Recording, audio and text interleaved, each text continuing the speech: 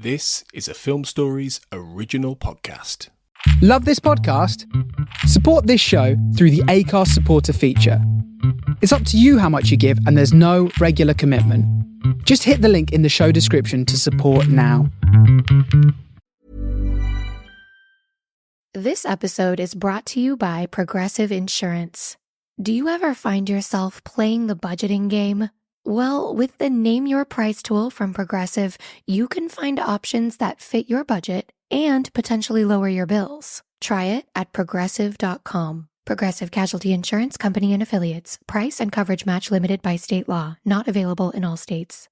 Hey, I'm Ryan Reynolds. Recently, I asked Mint Mobile's legal team if big wireless companies are allowed to raise prices due to inflation. They said yes. And then when I asked if raising prices technically violates those onerous two-year contracts, they said, "What the f*** are you talking about, you insane Hollywood ass?" So to recap, we're cutting the price of Mint Unlimited from $30 a month to just $15 a month. Give it a try at mintmobile.com/switch. $45 upfront payment equivalent to $15 per month. New customers on first 3-month plan only. Taxes and fees extra. Speed slower above 40 gigabytes. See details. Ready to pop the question? The jewelers at BlueNile.com have got sparkle down to a science with beautiful lab-grown diamonds worthy of your most brilliant moments. Their lab-grown diamonds are independently graded and guaranteed identical to natural diamonds, and they're ready to ship to your door. Go to BlueNile.com and use promo code LISTEN to get $50 off your purchase of $500 or more. That's code LISTEN at BlueNile.com for $50 off. BlueNile.com, code LISTEN.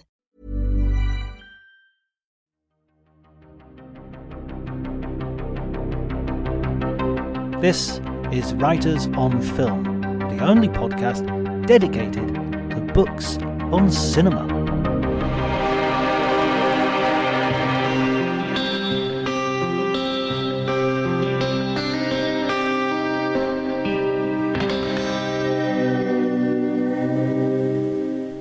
Hello everyone and welcome to the Writers on Film podcast. Today is a very special episode because I will be reporting live from the Sarajevo Film Festival, the 25th edition, which took place earlier in August, from the 12th to the 19th of August to be exact. It's my first time in Sarajevo as a city and my first time at the festival as well, obviously.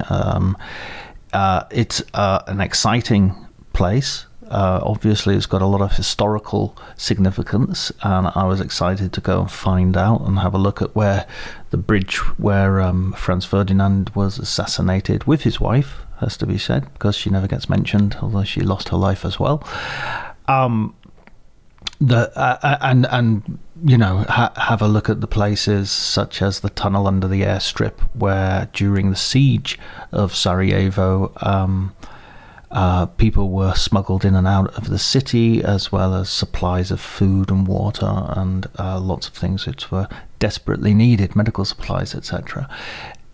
In some of those missions where material was being smuggled in and out, there were also films, because during the siege of Sarajevo, during the Balkan War, the war with Bosnia and Serbia, then the film festival actually began, had its roots, had its seeds, were planted during a time of strife, during a time in which 300 shells were being launched at the city every day. And this is what really makes up my conversations at the festival. This is why this is going to be a little bit different. It's not really talking about the films so much. It's not even talking about specific films. It's more about how you run a festival, how important culture is in a time of suffering and strife, and political unrest, upheaval, and of course war. For this reason, I spoke instead of to fellow critics and writers. So, the Writers on Film format is being stretched to breaking point at this stage. But I think you'll agree it's a worthwhile conversation to have had. I first spoke to Jovan Marjanovic, who is the festival director, the new festival director. He's just stepping in to his role. He's been working for the festival for many years, but this is I think this is the first edition that he's actually a director of, but I might be mistaken about that, so don't quote me. Certainly don't tell Jovan if I've got that wrong. So first of all, you'll hear me talking to him about the festival and about how also the festival is helping to reach out to Ukrainian filmmakers and festival organizers in their own period of strife and war. If any place can feel solidarity with Ukraine at the moment, I believe Sarajevo is probably that place.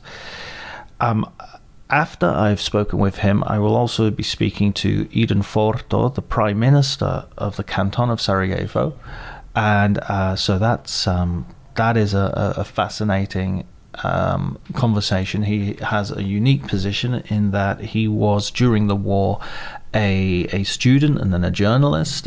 He worked for the radio, and he lived under the siege again as the film festival was just about starting, and so he has fascinating insight into that, and he's done a great deal as a politician to promote culture in the city. So that is also probably one of the most interesting conversations I've had in a film festival. So I really wanted to share this with you.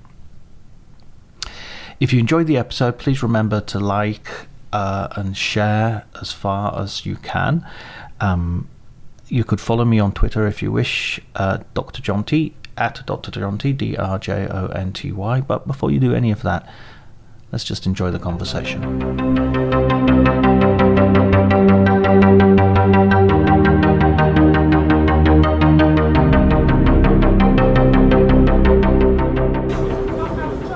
Okay, great. So, how's the festival going? Very so well. far? It's been seems like a vintage edition already. Right. Great guests, a lot of interest. It's probably the biggest Sarajevo Film Festival in terms of audience numbers. Right. So good films, obviously, and some good reviews so far for the premiere films. Overall, I think very good. Is it difficult as a balancing act to go for, you want to have your premieres, but you also want to have a mix, and you also want to have the public and the critics? Excuse me. Sorry, so the question was the balancing act between public and critics, premieres, and movies from elsewhere. Yeah, I think we have the Sarajevo Film Festival has always done this balancing act. Our different programming sections reflect this, and really the heart of the festival are our competition sections, focusing on feature films, documentary films, short films, student films from the region of Southeast Europe. Mm-hmm. And this is where most of our world premieres come from. And we have 51 films from this part of the world in these competitions, making Sarajevo Film Festival probably the biggest programming of films from this part of the world anywhere. However, our more popular sections are obviously the open air section in one of our flagship venues, the open air cinema, that fits about 3,000 people every night, and obviously these films are more audience driven and is kind of what's the best from the festivals in this year, etc. So, or the summer screen section showcases the best of films that deal with popular culture, with music, with teen and children's sections do exactly what it says on the can. So I think the programming actually has to be a mix of all these, because Sarajevo is both the festival for the city, for the audience in the city, and for the industry. Right. So this is the balancing act, and I think our focus on the region helps us do this in a good way, because we're not only focused on world premieres, so we're not thinking of ourselves as an let's say traditionally defined A festival. Yeah. All right. Yeah. So we think of ourselves as a festival which will showcase the best of Southeast European cinema. Right. So you will find films in our competition program which are not world premieres, which have, maybe they were regional premiere, obviously. The films should not be shown in other festivals in the region. Many are, more than 50% are world premieres, but I'm saying we are not slaves to this concept. Sure. So we are sort of, the idea is to have the best of regional cinema, and without any prejudice, because we are still early on in the festival in that sense. A good example is there's a Croatian film, Safe Place, in the competition section. The film has just been to Locarno a week ago, where it won 3 awards. Let's see what happens here, obviously, but it's fantastic to have film being visible in 2 big film events, just one after another. Yeah. It creates a good synergy for this film, and obviously it doubles or triples the visibility for it, which is ultimately what we want in these competition sections. We want these films to go on from here. We want to discover. We want to send them, outside to the audiences and festivals internationally. Right. So it is. It is about putting it all together and trying to make it work for the benefit of the films and the filmmakers. Sure. And what about the culture of film in Sarajevo? Because I was talking, my first time in the city, I was talking to people, and there's a real sense of, this is the best time of the year for Sarajevo. This is a big event for Sarajevo. So there's a real lively cinema culture, right? Is that how you would define it? Or how do you feel about that? I think there's a lively festival culture. Sure. As well as cinema, but I think the festival is the driver. The fact that it happens annually and that it has been consistently developing over the past 28 years. So it has been interesting from the get-go. You had this story of a festival, starting during the war in a besieged city, without electricity, without water. All of a sudden somebody's making a festival. It's a crazy story, it seemed, to people outside. So there was a lot of support for the festival. So from the first edition of the festival was supported by some of the biggest names of European and global filmmakers, intelligentsia. There was a lot of love and support for the festival. Sure. From the very beginning, and that this obviously with a dedicated team of people who was working on the festival, these 2 things combined, and a clear concept of where it can go, the festival was consistently growing over the years. So people in the city embraced it as something that's successful and theirs. Right. And they loved it for it. They felt that this is a time of the year where they're closer to, to the cosmopolitan view of the city that they had, and that was, in a way lost in the war, and then in the transition from one system to another, and all of these. So. There's a lot of love for the festival in the city. It is a time of the year where everyone wants to be in the city, or they want to invite their friends and family over to visit because they feel they can, show them around and have them have good time. And then you have also many people who come here for films only.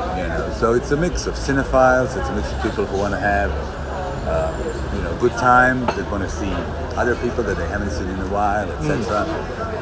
We have just tourists, which is more and more. Sarajevo is becoming a touristic destination for in summer.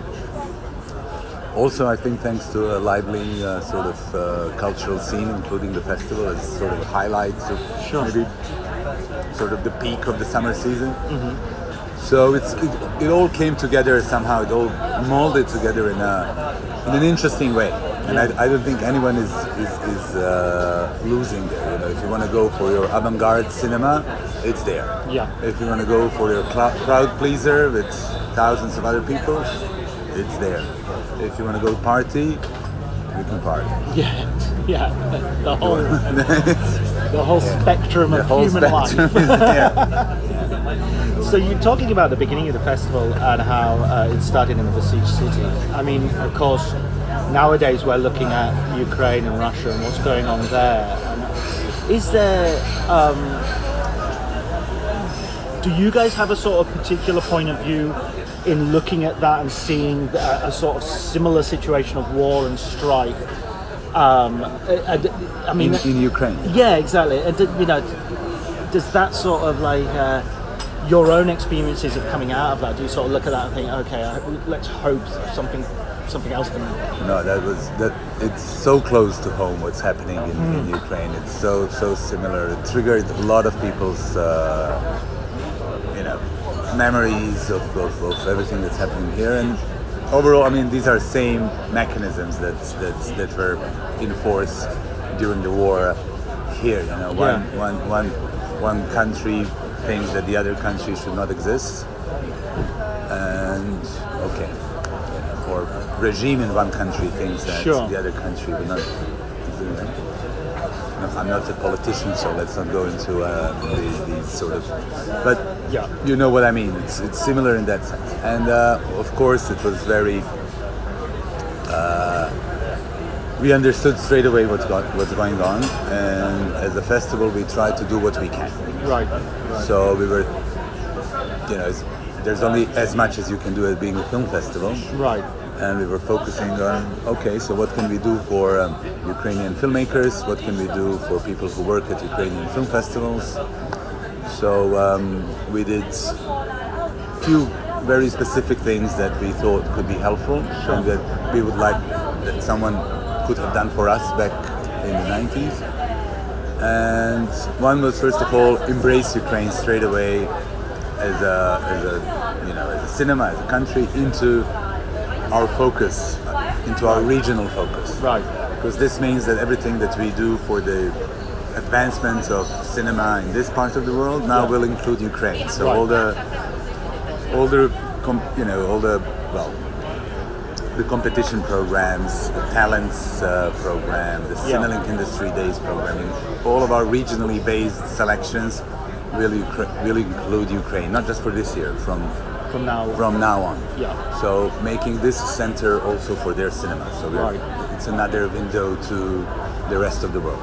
And that's a very specific, concrete thing. You can now, as a Ukrainian filmmaker, count on, another call for projects, another possible funding opportunity, just more possibilities. Sure. And possibly something that's more tailor-made for them, right? So that's concrete and specific. And another thing is that we said, so when you need to leave your country as a refugee, which we all know very sadly very well here, being able to do what you've been doing back home is probably the biggest help that you can get. Right. Because we've seen people who are doctors of medicine, going to whatever, be cleaners in hospitals, right? It's a common story. When they go somewhere as refugees. So the idea was, so what are our colleagues in Ukrainian film festivals doing, and can they come and help us make the festival? So we created 2 job opportunities for them to come and work for a couple of months, 4 months, to be here in Sarajevo and work together with us. They're part of our team for this year. We opened up 2 residency programs for Ukrainian filmmakers with projects who also came to Sarajevo and spent some 3-4 months here working on their projects with consultants. One project is in development. It's a feature-length fiction film. The other one is a documentary in post-production, so it's about sitting here and editing. So, again, a very concrete thing. And and we're doing a panel on filmmaking during the war, which is something that sadly we have a lot of experience with here. So yeah, it's very similar, and I hope that a bit of the understanding that we have can be helpful in these little things that mean a lot. So yeah. Okay, and finally, how do you envision like the future of the festival? You say it's been consistently growing over the 28 years it's existed. Do you sort of have ambitions of it going further and further and further, or is there a sort of point that I don't know this. You don't want to lose sight of some core identity? No, definitely the core identity has to be preserved. I don't see, I think this is pretty much the size of the festival. It's been, another venue, things change all the time. Sure, there will be things that we will, stop doing, and we'll be doing something else. We try to adapt to the needs of the industry, to the needs of the audience, and we also try to dictate or anticipate some trends. So these two forces, they kind of they affect each other, and this is what we do. We really research what are the needs of the industry through meticulous data collection, through talking to people, through being parts of the industry. Most of us are producers or directors who are running the festival. So we kind of are inside, but we also collect a lot of data and analyze it. So we like to say that we are data driven with a curatorial touch in that sense. So this tells you a lot about where the festival is, what's needed, what's not needed, and we change all the time. So we're not stuck in terms of the formats. We're not stuck in this format saying, this is the only format that we can do. Because otherwise we couldn't have survived the COVID years and doing these two editions where we quickly adapted and changed our ways completely. And both editions of the festival, 2020 and 2021, were successful editions in their own ways. They were different from what we have today because we didn't have the guests, people could not travel. 2020 we couldn't even have screenings because everything was locked. There was a lockdown. So, but then we moved online. But last year we, connected with the guests in a different way and organized things in a different way. But still, films were shown, meetings were held. Things happened that today are, turning into films or turning into, successful stories. Some didn't, but it's. I think this is the way forward. We have to adapt and anticipate. And then something like COVID comes along, and it's like, well, who anticipated that? Yes, this no one anticipated.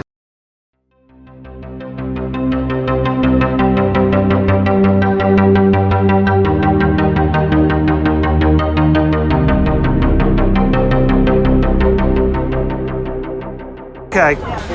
What's your history? Because Miriam was telling me that you were a journalist originally, right? During the war, I ended up at a radio station, then published a couple of articles for the local magazine, then worked with Miro Purivatra, who later formed the film festival, worked with him, and I ended up knowing a bunch of these people. And then after the war, I was in the US studying, but I would come back during the summer and worked 2 years for film festival, 99 and 2000. And it's like I consider Miro Purivatra, I consider him like a big figure in my life. He's and I love film. So right. And you've always had this love for film since you were Somehow, from that period, I was I went to school to become a mechanical engineer, and that was, ja neću ništa, samo razgovor imam. And it was my first year, and I was 19. And then the war started, and I ended up with Miro and these other guys in the radio, and I end up in the among creative people, you know. Susan Sontag comes in with Annie Leibovitz. They come during the war. They have an exhibition, right? Like Explaining football to the friend who's just there for the nachos? Hard. Tailgating from home like a pro with snacks and drinks everyone will love? An easy win. And with Instacart helping deliver the snack time MVPs to your door, you're ready for the game in as fast as 30 minutes. So you never miss a play or lose your seat on the couch or have to go head-to-head for the last chicken wing. Shop Game Day Faves on Instacart and enjoy $0 delivery fees on your first 3 grocery orders. Offer valid for a limited time. Other fees and terms apply. This episode is brought to you by Progressive Insurance. You chose to hit play on this podcast today. Smart choice. Make another smart choice with Auto Quote Explorer to compare rates from multiple car insurance companies all at once. Try it at progressive.com. Progressive Casualty Insurance Company and Affiliates. Not available in all states or situations. Prices vary based on how you buy. Right here, right, and then I end up interviewing her, you know, and then I started, you know, really digging into it. It's like I found another myself in another completely world, and it stuck with me. How was that? I mean, how did that feel? Like, you know, bombs are falling, you know, grenades are going off, and it was crazy. Yeah. I mean, the whole thing was crazy. People were in shock when bombs started falling. Then after a while, people start getting used to it. Then they get out of basements. I'm saying civilians, you know, fighters were already there in the front lines. Right. But civilians, they come out and they look for life. They look to shop. They look to get something to survive, because this, you know, it lasted 3.5 years, and I was here for the first 3 years. And then it was funny, and a lot has been said about this. This hunger for creativity and for culture boomed. You could see, like, every basement that could get any access to electricity, which was not easy. It would have a band. Right. And then theater plays, movie theater that Miro started, Mr. Purvatra, and I was with him there. And then everything packed. People wanted to come and participate. And so when the first film festival happened in '93, this is not affiliated with this one. This one started in '95, but this was like a war film festival organized by MES. You know MES, the theater festival. Right. It's an institution that has decades and decades of history. It's one of the best theater play festival in the region. But during the war, they said, why don't we make a movie festival? And then at one of the venues, now it's a supermarket or something, it used to be a movie theater. It's on an intersection, like this one. Right. And imagine people here trying to get into the movies, and here there's an anti-aircraft from the hill hitting the intersection, and nobody wants to move. They want to go in and see Kishlovsky's Blue, that's in French, without subtitles. Wow. And you know, people just wanted to come in. It was really, really amazing. And I actually reported from this festival. You know, took statements from people, from local filmmakers and things. We had a little show on the radio about the festival. But everything was crazy. You know, someone dies, you move on. Things happen. You know, you go to. It's completely insane. And how are you getting films to show in the festival? Usually the international community, you know, UN. Right. Some people had access to travel, not many.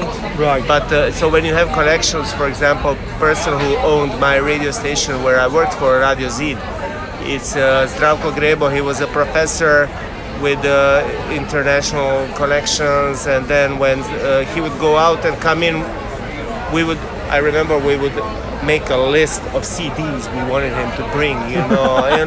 And I'm like, put Sisters of Mercy. They're like, no, they're not cool. You know, we stick with grunge and everything else. You know, like, come on, give me, you know, I love Sisters of Mercy. It was my favorite back then. They mocked me. It's not Sisters of Mercy. I'm like, fuck you, And this is how films would come in. Then we had the tunnel later when it was opened under the airport. And I recommend that you go and see. We went yesterday and had a look at it. That's how I got out of the city in '95, right. And a lot of stuff started coming in through that. But mostly UN and internationals, they would help. Yeah. Right, so they would bring in films. People who could travel. The first. It wasn't a festival. It was like almost like a commercial showing of movies. Was at Ratno Kino War Cinema, run by Mr. Purivatra.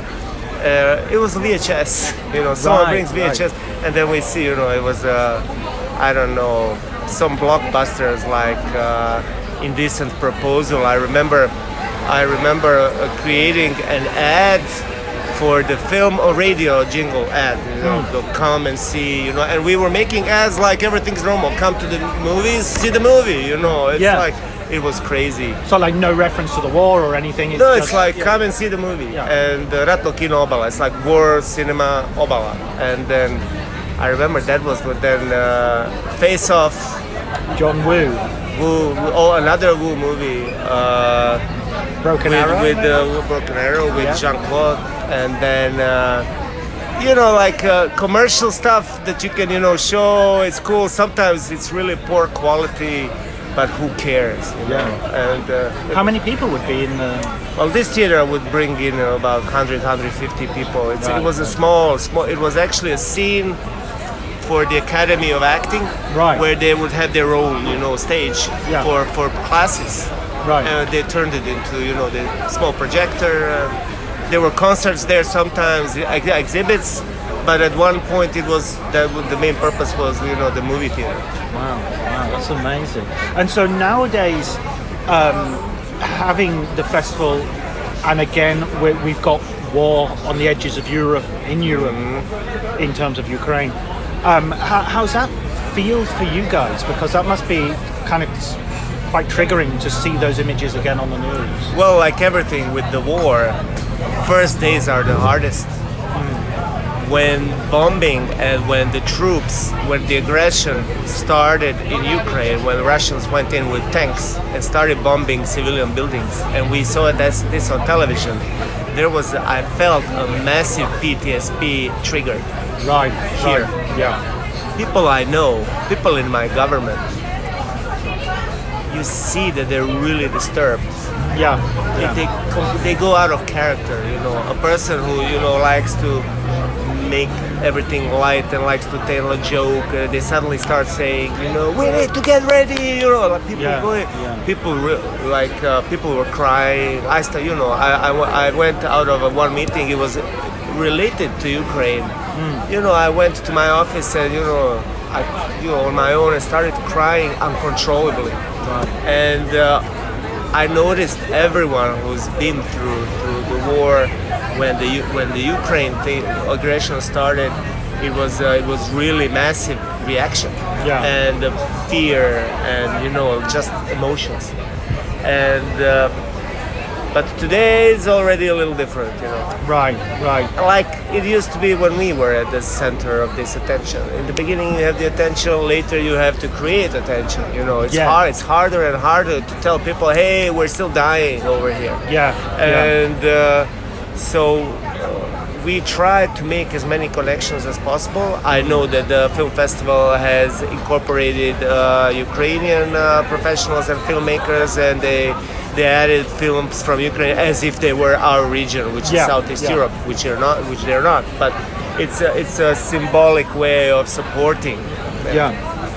No, I mean that's amazing. That can also provide sort of an inspiration for the Ukrainians. In this period, and there is that contradiction between you want to show life is not there's you can get some sort of normality. Life goes on, but at the same time, this is not normal. We're not, we don't want you to forget that this is actually a war. It's culture, at least during the war in Sarajevo, it was really I recognized it later when I got smarter. I was very young there. was like a basic human need, and this is the extreme situation where you can actually see it. Right. It was a basic human need. People who would be in combat, they come back home for, they want that. Yeah. They want culture. They want something to hold on to. It becomes, way of struggle, of resistance. Yeah. And I think I'm sure that in Ukraine right now this is what's happening, especially in the hardest hit regions and cities. Yeah, absolutely. Let's hope something, let's hope it doesn't last too long and something good can come of it. Let's hope so. Yeah. And looking at the festival now, you've been instrumental in sort of helping grow the festival and also making Sarajevo into a sort of kind of a cultural centre.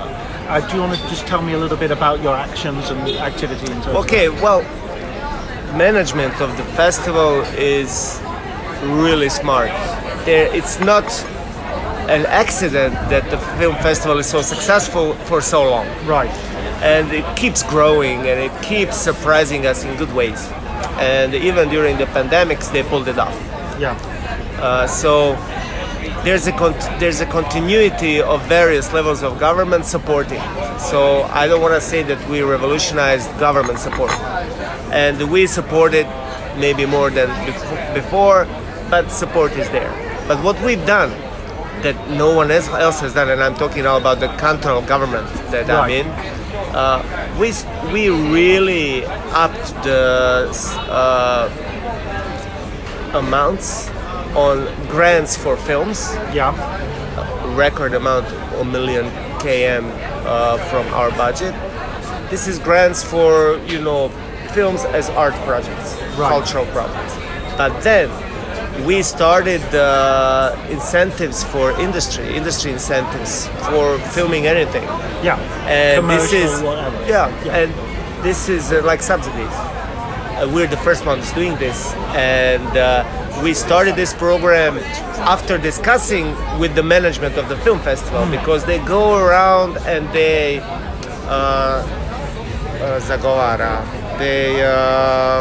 campaign for film industry. Right. And they talk to the telecom, they talk to other levels of government, and they talk to us and they said, let's have these incentives for the industry. Let's do it. And we did it, and we're the only ones doing it. And last year we had one movie that we supported production. It's called The Lyricum, and it's premiering tonight at Cineplex. And we will have a press conference about it. We provided 300,000 km through incentive. I don't know if the film is good or not. We helped the jobs that created the film. Yeah. And this year we're going with 2 million km, and this is a big amount. And this is exactly what we promised to the film festival that we would start as a government, so that the whole sector starts, pushing up with the domestic product. So I think, aside from actually helping giving the grant to the project and giving grants to films as cultural projects, this sector incentive, I think it's key for people to realize, okay, now I have a job in the industry. It's not just, culture is not a burden on the budget, it's investment, like you give incentives for agriculture. We help us, we want to grow as well. So this is something where I'm trying to work on shifting the public awareness of that this is really necessary. That economically it has economic positive feedback narrative behind people watching movies. It's not just people watching movies for a week and having a couple of Hollywood people come in. It's the whole year of hard work, of production of local product, and helping people who are entrepreneurs in the cultural sector think that they have a chance here. They don't have to go to Belgrade, Zagreb, or London, or whoever, wherever people go. They can stay here. Yeah, you can stay here and try it. What about your own taste in film? What stuff do you like to watch? Well, growing up, because I grew up in socialist Yugoslavia, Right. and we had only 2 channels, and you watch whatever is there. Right. So I'm really happy when there's a Hollywood movie and I know the intro, Metro Goldwyn Mayer. Oh, you know 20th Century Fox. You know when the Hollywood movie is coming. Sure. You have a better chance as a kid of enjoying. But I watched everything else. What it turned out would later turn out to be, some art projects from Italy and Germany and Hungary, and you grow up with stuff and then you develop the taste for everything. Right. But I would always love to see something that is brave and creative, but with an eye for commercial success. I always like someone who can do both. Yeah. And who about in today's cinema? Who would you sort of look to as you get excited when they've got a new film coming out? I lived in New York. Right. And I went once with a friend to see the movie was called. Now I'm blocked. They go in reverse. Memento. Memento. Yeah. And then later I found out, who's this guy? The Nolan, and his brother wrote the script, and someone based on short story. And this film stuck with me for a while. And then when he started coming with the more movie, he struck that, like with, for example, with. What's the big movie when they go in other people's dreams? Inception. Yeah. That's a brave script. Yeah. When you go in and you, I remember in the movie theater, I remember a reaction of people for the first 5-10 minutes. It's like, what the fuck is going on? Yeah. And what's going on? And the guy had a top cast. It's a very expensive project, and he was commercially hugely successful. And I always had a sweet spot for these types of projects. Yeah. Not all of them turn out to be that bad. Yeah, sure, but I think Christopher Nolan is. I'm with you. He's an example of someone who can do both things. Yeah. Oppenheimer looks like it's going to be very good indeed. So. Yeah. And then later I found out that he filmed this movie in between 2 Batmans. It's like, I have most of the cast. Let's do this for. He obviously knows how the whole thing functions. Yeah. He's one of the sort of. I think in years to come we'll look back and say, okay, those are the masterpieces. Well, Fincher. Regular usual suspects now, but in the beginning I'm like, these guys, they know what they're doing. Yeah, they've kind of last 10-15 years become, as you say, the usual suspects. But it's not how it started, No, Fincher was like, Memento was low budget.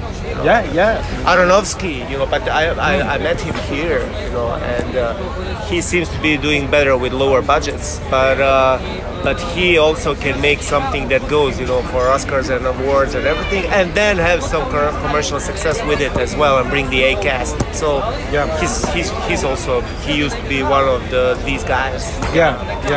And when you've had these big guests coming to Sarajevo, who was sort of. It's a difficult question, I guess, but who have you been sort of most thrilled to meet? When I worked here in '99, I because I studied advertising, right, in the US, and because I knew Miro and everyone, I'm like, okay, let me help you about you're creating ads for festivals, and I helped them there. But while I was in the war room with everyone else, and everyone is going nuts about too many things happening during the festival. And I'm a person who is really not easy I'm always calm in stressful situations. And then Miro's wife, who's also in the management, she says, you need to come back next year and work with some of the people who we can't please, who are always upset. People who are there was one guy who was one of the selectors of the festival, and they're like, you need to work with him because everyone says he's crazy, he's too demanding. I've become best friends with this guy. He's like, he just wants things to be good, and he doesn't want, So when I came back for the festival, and some of his guests were, Daniel Defoe, Steve Buscemi. This is all in 1 year. Mike Lee, Darren Aronofsky. Everyone was here at the same time. But the most sincere conversation I had was with Mike Lee, who was really just a super nice guy who wanted to know about society. He wanted to go through the bubble of film festival when everything is perfect, and wanted to know how things are when there's no festival. And so his interest seemed genuine, and I really liked him. But generation-wise, I think, and like the style, and the Darren was really, he was really good. He's like, let's go party, something like that. Brilliant. And what about the future of the festival then? It's grown consistently. It's changed consistently. Is there something that you're not doing at the moment that you'd like to do in the future? Well, this year is a key year because there's a transition in management. We have the new director, even though Jovan basically grew up with the festival, and it's not such a shock. But we need Miro to stick a while in as much as possible in consulting roles, so things doesn't start going south. What they've been doing best is keeping it for the citizens. So the red carpet, people go through the red carpet and go see a movie. We need to keep it for the citizens. The people need to be accessible during the festival. This is very important. It has to be, we need to keep check on the glamour and the security. One thing, I think they've been doing this successfully, and I want them to continue. But Cinelink and the co-production scene is all the money needs to go there, because nothing is better than when let's say when the Romanian guy comes here as a young author to develop a project, and he spends good time here meeting people, and then 4 years later he wins Cannes. And he comes back with the movie, and he's like, oh, I've been here, And we've had this with the award-winning authors from Romania, from Turkey, from the region, who said, oh, I started in Sarajevo, and this dimension of the festival is not so public, but it's key, and they have to keep pushing that part, and I think the state needs to also take notice. And we need to, push the money into successful projects, because they always bring back. Brilliant. Okay, that's wonderful. Thank you so much for talking to me. Really good to meet you. Thank you so much.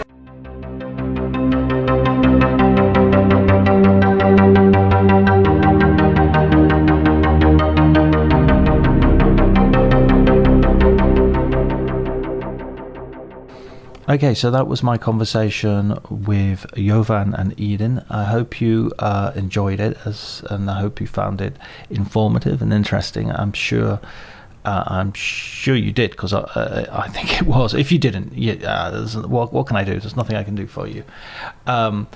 Next week I will be at the Venice Film Festival, so I'm not entirely sure if I'll have an episode lined up before then. If I don't, there'll probably be a gap. And if I do, then this message will be redundant. Thanks ever so much to Elliot Atkins for providing the music, Ali Harwood for providing the art, and a thanks to you, dear listener, for continuing to listen to this podcast. Until next time, take care.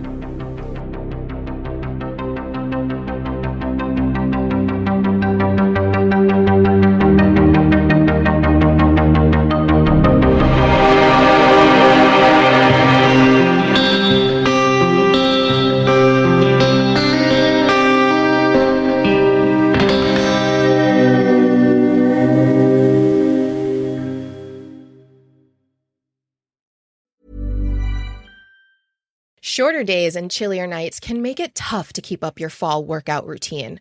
Thankfully, there's Alo Moves, the app that brings health and wellness to the comfort of your home. Alo Moves offers yoga, Pilates, strength workouts, and other fitness classes, plus wellness offerings like meditations, sound baths, and more. Whether you have 5 minutes or an hour, Alo Moves has a class or flow that saves you from a frigid trip to the gym. Get a 30-day free trial and 20% off an annual membership with code ACAST at alomoves.com. If there's one thing that my family and friends know me for, it's being an amazing gift giver. I owe it all to Celebrations Passport from 1-800-Flowers.com, my one-stop shopping site that has amazing gifts for every occasion. With Celebrations Passport, I get free shipping on thousands of amazing gifts. And the more gifts I give, the more perks and rewards I earn. To learn more and take your gift giving to the next level, visit 1-800-Flowers.com/ACAST. That's 1-800-Flowers.com/ACAST. This episode is brought to you by Progressive Insurance. Fiscally responsible, financial geniuses, monetary magicians. These are things people say about drivers who switch their car insurance to Progressive and save hundreds. Visit Progressive.com to see if you could save. Progressive Casualty Insurance Company and Affiliates. Potential savings will vary, not available in all states or situations.